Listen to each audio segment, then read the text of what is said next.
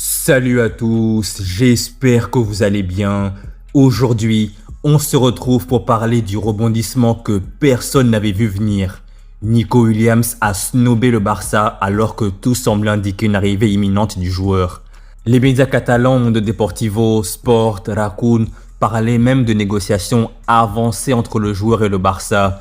Des discussions directes avec son entourage avaient même eu lieu et Hansi Flick aurait validé le profil, le considérant comme un titulaire potentiel dès son arrivée. Mais contre toute attente, Nico Williams a choisi de prolonger à Bilbao. Annonce officielle, photo à l'appui, maillot rouge et blanc, sourire aux lèvres, et tout ça sans prévenir le Barça directement. Donc, ce n'est pas seulement la décision qui a surpris, c'est la manière surtout. Ni Laporta, ni Deco, ni même les médias proches du club n'avaient été informés en amont. Et tenez-vous bien, le Barça aurait appris la nouvelle via les réseaux sociaux en même temps que tout le monde. C'est un véritable coup de théâtre. On sait que le Barça est en manque de dynamisme sur l'aile gauche depuis des années et qu'il voyait en Nico Williams le profil parfait. Explosif, jeune, technique, travailleur et surtout proche de Lamine Yamal, la pépite maison. Donc tout semblait aligné pour que cette opération devienne le gros coup du mercato 2025. Mais finalement, il n'en est rien du tout. Ce retournement de situation brutale a été vécu comme une trahison par les supporters du Barça et une humiliation médiatique par certains journalistes catalans. Un revirement qui rappelle que dans le football moderne, les coulisses pèsent parfois plus lourd que la logique sportive. En tout cas, depuis l'annonce de la prolongation de Nico Williams à Bilbao, les réseaux sociaux s'enflamment. Mais cette fois-ci, ce ne sont pas que les supporters qui s'enflamment, c'est aussi les joueurs eux-mêmes. Et là, on découvre des choses. Et ce que l'on découvre est alors éloquent. Dani Olmo et Rafinha ont publié chacun une photo avec le maillot du Barça. Un message de loyauté, une volonté de rappeler leur attachement au club, mais aussi peut-être une pique bien sentie envers Nico Williams qui a préféré rester à Bilbao après des semaines de flirt médiatique avec le Barça. Et quelques heures à peine après l'annonce, c'est le père de Lamine Yamal qui poste une story avec une photo du logo du Barça, avec en fond une chanson espagnole intitulée « Ne jamais faire confiance à quelqu'un ». Il n'a cité personne, pas de contexte, mais le timing était bien trop précis pour être anodin. Selon moi, c'est une expression de déception personnelle, voire de trahison ressentie dans un moment où Lamine Yamal pouvait espérer jouer avec son ami en club. Personnellement, la question que je me pose est la suivante. Et si Nico Williams n'avait jamais vraiment eu l'intention de venir au Barça? Et si le Barça avait été en réalité un levier plus qu'un objectif pour Nico Williams et son clan? Voici pourquoi, selon moi, l'hypothèse d'un jeu de bluff orchestré par Nico Williams et son entourage avec le Barça semble crédible. Durant tout le mois de juin, de nombreuses fuites dans la presse catalane laissaient entendre que le Barça était en discussion avancée, que Deco poussait, que Lamine Yamal avait son mot à dire, mais à aucun moment le clan Williams n'a confirmé ou démenti publiquement quoi que ce soit. Silence stratégique.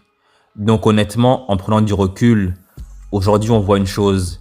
Le Barça a peut-être été victime de l'effet miroir, persuadé qu'il avait sa chance alors que le clan Williams avait déjà décidé de rester depuis longtemps. Aujourd'hui, on ne peut pas le dire à 100%, mais en tout cas, tous les signaux laissent penser que Nico Williams n'avait jamais vraiment voulu aller au Barça.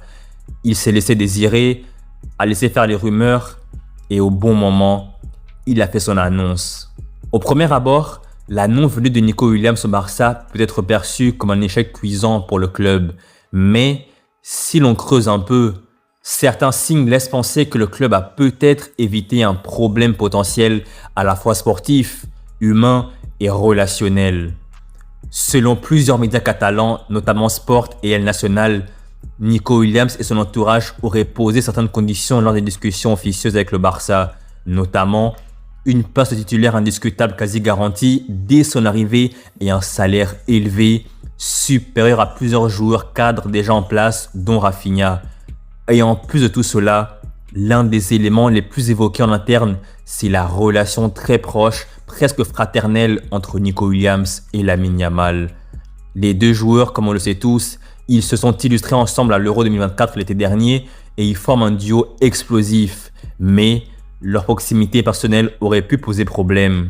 Ce que le Barça craignait, c'était le suivant, que Nico Williams forme un clan autour de Lamine Yamal, pouvant alors influencer ses choix, ses humeurs, voire même ses réactions en cas de frustration sportive. Donc en fin de compte, ne pas le faire venir, c'est peut-être s'éviter des problèmes. Le Barça actuel, version 2025, a besoin d'un vestiaire calme, concentré, solidaire, et Nico Williams, malgré tout son talent, aurait pu représenter un élément de tension. Le Barça version 2025 a besoin d'un vestiaire calme, concentré, solidaire, et Nico Williams, malgré tout son talent, aurait pu représenter un élément de tension. Le Barça a peut-être perdu une opportunité sportive, mais il a peut-être évité un déséquilibre humain et émotionnel dans un projet encore en développement et qui est sur la bonne voie. Et dans le football, tout transfert n'est pas forcément une bonne idée, même quand le talent est incontestable. Parfois, le meilleur renfort, c'est celui que tu n'as pas signé. En tout cas, une chose est sûre selon moi, le dossier Nico Williams, il est clos, définitivement. Même l'an prochain, dans 2 ans, 3 ans, Nico Williams au Barça, c'est terminé, complètement terminé. Luis Diaz et Rashford ne sont peut-être pas des plans A à l'origine, mais dans l'état actuel des choses, ce sont les seules pistes sérieuses et accessibles à court terme pour le Barça. Donc après la déception de Nico Williams, le Barça ne peut pas se permettre une autre humiliation. Luis Diaz ou Marcus Rashford, le club veut frapper fort et vite. Lequel des deux serait selon vous le meilleur choix pour le Barça actuel? N'hésitez surtout pas à donner votre opinion en section commentaires. Personnellement, Luis Diaz est un joueur que j'apprécie un peu plus, mais le problème avec lui, c'est le prix. Il coûtera extrêmement cher au Barça. Et à ce niveau-là, sur cet aspect-là, Marcus Rashford est une bien meilleure option. Et en plus, lui, il a un truc en plus que Luis Diaz n'a pas. C'est que premièrement, son club veut qu'il parte. Et deuxièmement, il a énormément d'envie de jouer pour le Barça. Et c'est pas un joueur qui serait a priori problématique. Donc, au niveau salarial, au niveau contractuel et en termes d'envie, de motivation, tous ces aspects-là font que, pour moi, Marcus Rashford est une meilleure option que Luis Diaz. Et en termes de niveau, honnêtement, il n'y a pas un écart de fou entre les deux joueurs. Pour moi, c'est limite du 50-50. Donc personnellement, Rashford de Barça, c'est ma priorité devant Luis Diaz. Et vous, quelle est votre opinion? Donc voilà, c'est la fin de la vidéo. J'espère que vous avez aimé la vidéo et si c'est le cas, n'hésitez surtout pas à liker la vidéo, à la partager, à vous abonner et je vous dis à la prochaine pour une nouvelle vidéo. Salut!